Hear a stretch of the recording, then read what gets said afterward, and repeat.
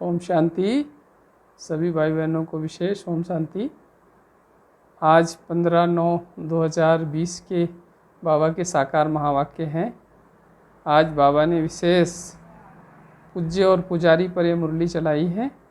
तो बाबा ने आज कहा, मीठे बच्चे, आज बाबा बच्चों को तीसरा ज्ञान का नेत्र देने आए हैं।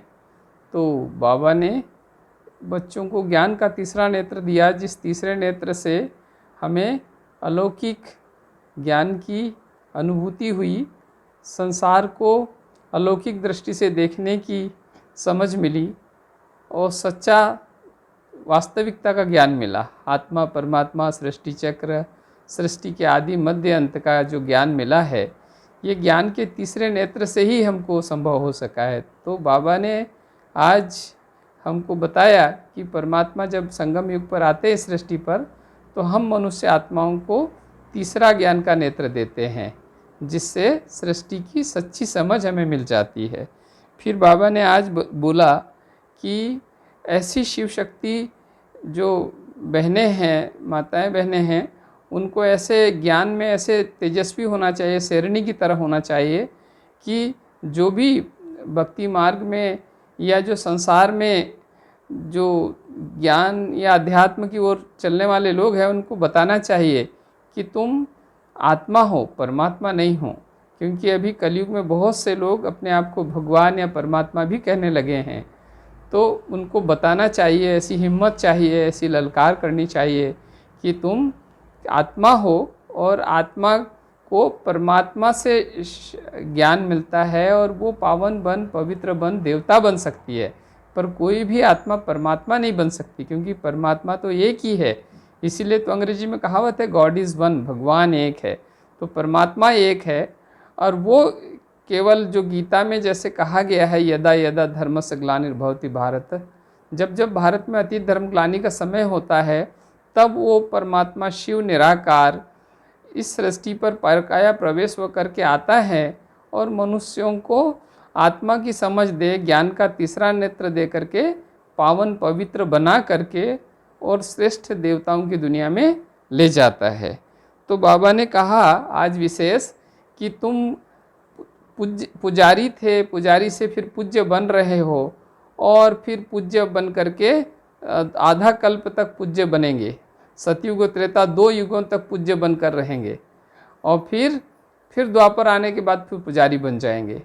तो परमात्मा जब आता है तो वो फिर से पुजारियों को पूज्य बनाने की शिक्षा देता है। ये तीसरा ज्ञान का नेत्र देकर ज्ञान देता है, ऐसा गहरा ज्ञान, जिससे फिर से पुजारी से पूज्य बन जाते हैं और आधा कल्प तक फिर पूज्य होते।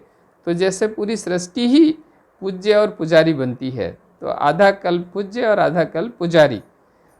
आदि सनातन देवी देवता धर्म जो देवताओं का जो धारणा में था, वो धर्म की आत्माएं तुम हो और तुम्हें ही पूज्य से पुजारी से पूज्य बनाने परमात्मा आया हुआ है। जो इसमें से भी जो आत्माएं दूसरे धर्म, जो द्वापर युग से अनेक धर्म आए, इस्लाम धर्म आया, बुद्ध धर्म आया, ईसाई धर्म आया, गुरु नानक देव जी द्वारा सिख धर्म आया, तो बहुत सी आत्माएं जो देवी देवता धर्म की थी, आदि सनातन देवी देवता धर्म की, वो कन्वर्ट होकर उन धर्मों में चली गई थी। वो अब जबकि फिर से देवी देवता धर्म की स्थापना हो रही है, तो वो फिर से अपने धर्म में आ रही है, क्योंकि उनको सतयुग का अपना राज्य भाग्य लेना है।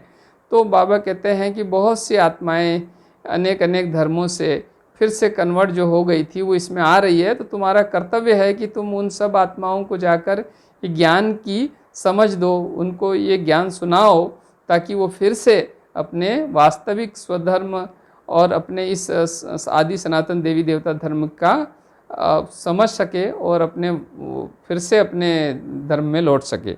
फिर बाबा ने कहा, जो अपने को आत्मा समझ माम एकम याद करेंगे, तो उससे तुम्हारा कल्याण होगा।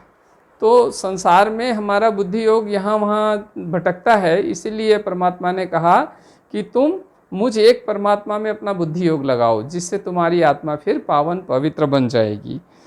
अपने को आत्मा समझ माम एकम बनो। यह दुनिया अभी निधन की हो गई है, क्योंकि परमात्मा जब तक दुनिया में आते नहीं है परकाया प्रवेश होकर, तब तक ये निधन की हो जाती है, क्योंकि इसका कोई धनी धोनी नहीं होता है। प्रजातंत्र हो जाता है। पर जब परमात्मा आता है तो वास्तव में धनी आता है, और फिर वो इसको धनवान अर्थात देवी देवताओं की श्रेष्ठ दुनिया में परिवर्तन करता है। इसीलिए तो उसको पतित पावन कहते हैं।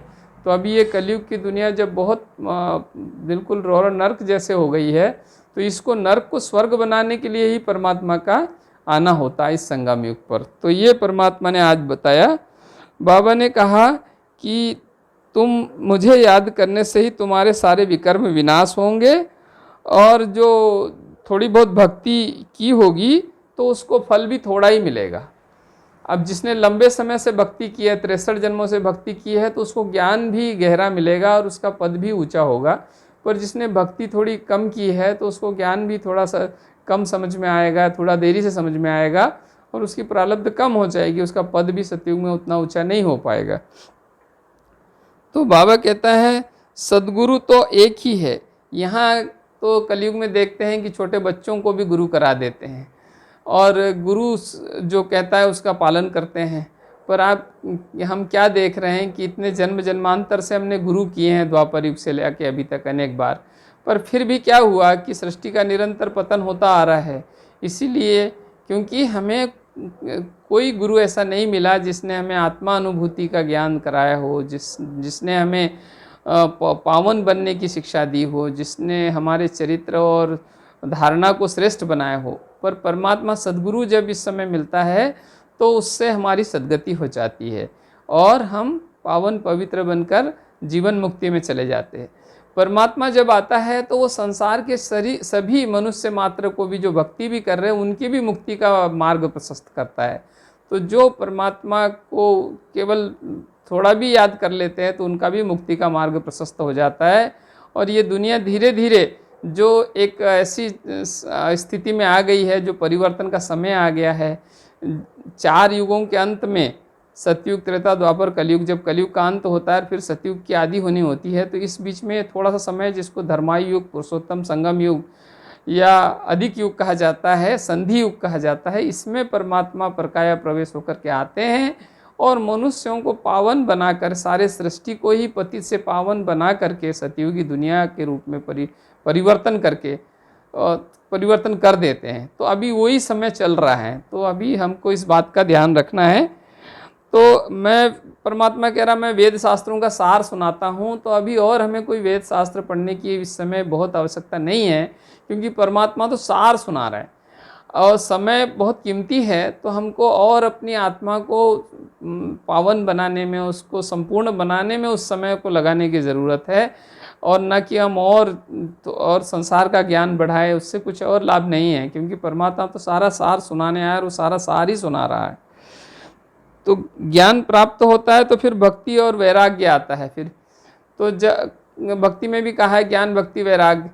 तो जब परमात्मा की पहचान मिलती है और सत्य ज्ञान मिल जाता है तो फिर हमें भक्ति से भी धीरे धीरे वैराग्य आने लगता है। क्योंकि अभी हमने 63 जन्मों से भक्ति की है, और भक्ति का फल क्या है? ज्ञान। जब भक्ति पूर्ण होती है तो मनुष्य को ज्ञान की प्राप्ति होती है, और ज्ञान से फिर परमात्मा, और परमात्मा से फिर हमें भाग्य उदय होता है, हम मनुष्य देवता बन जाते हैं। तो परमात्मा कहते हैं अब ये लड़ाई अब लगी की लगी, सृष्टि विनाश की ओर जा रही है। तो ऐसे में हमको इस सृष्टि से थोड़ा अपना मोह हटाना है और अपने को परमात्मा की याद में अपने आप को लगाना है, उसी से हमारा कल्याण होगा। बाबा कहते हैं पुरानी दुनिया तो अब खत्म होनी है, इसीलिए इस दुनिया का संन्यास करना है। बेहद का संन्यास की बात है। यहाँ कोई संसार को या इस दुनिया को छोड़कर कहीं हमें पर्वत पहाड़ पे या कहीं गुफा कंदराओं में जाने की बात नहीं है, बल्कि बेहद से अर्थात मन बुद्धि से हमको इस दुनिया से उपराम बनना है, और मन बुद्धि को या अपने संपूर्ण आत्मा के मन बुद्धि संस्कार से परमात्मा की याद में हमें लगने की ज़रूरत है। वो वास्तव में हमारे लिए आवश्यक है।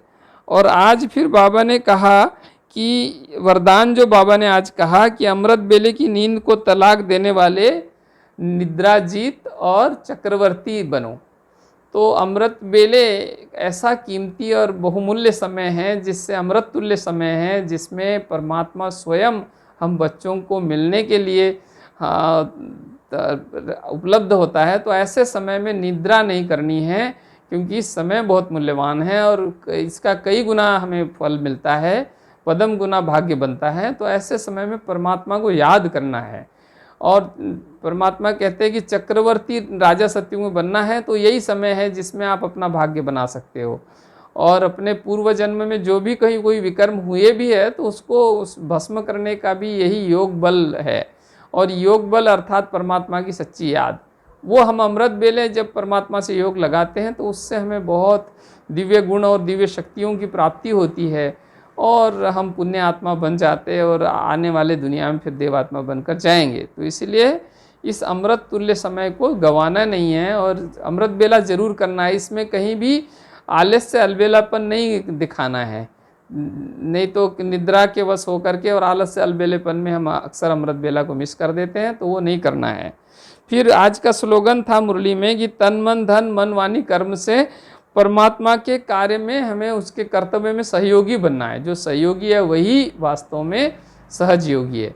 तो परमात्मा का कार्य इतना बड़ा चल रहा है सृष्टि परिवर्तन का, इसमें हम अपने तन मन धन से क्या सहयोग कर सकते हैं, ये हर एक की अपनी अपनी बात है। कोई तन से, कोई मन से, कोई धन से सहयोगी हो सकता है, कोई मन वचन कर्म से सहयोगी हो सकता है। तो जैसी भी हमारी जो हमारे पास उपलब्ध है, जो हमारी अवस्था है, उसके अनुसार हमें सहयोगी बनना है ताकि हम सहज योगी बन सके। क्योंकि जहाँ मनुष्य का तन मन धन लगता है वहीं उसका बुद्धि योग भी लगता है। तो हमको यदि परमात्मा में बुद्धि योग लगाना है तो हमें ये भी भगवान के कार्य में लगाना ही होगा। तो वास्तव में ये समय है। आज की मुरली में बाबा ने हमें पूज्य से पुजारी बनने की बात बताई है। बाबा ने आज कहा ये दुनिया नरक तुल्य हो गई है, ये स्वर्ग की दुनिया आ रही है, परमात्मा आया ही है। तीसरा ज्ञान का नेत्र बाबा ने हमें दिया है, हमें पावन बनाने परमात्मा आया है। मन मना भोग का पाठ आज बाबा ने पक्का किया। तो इस तरह से हमको परमात्मा को तन मन धन मन वचन कर्म से उसके कार्य में सहयोगी बनना है। अच्छा, ओम शांति।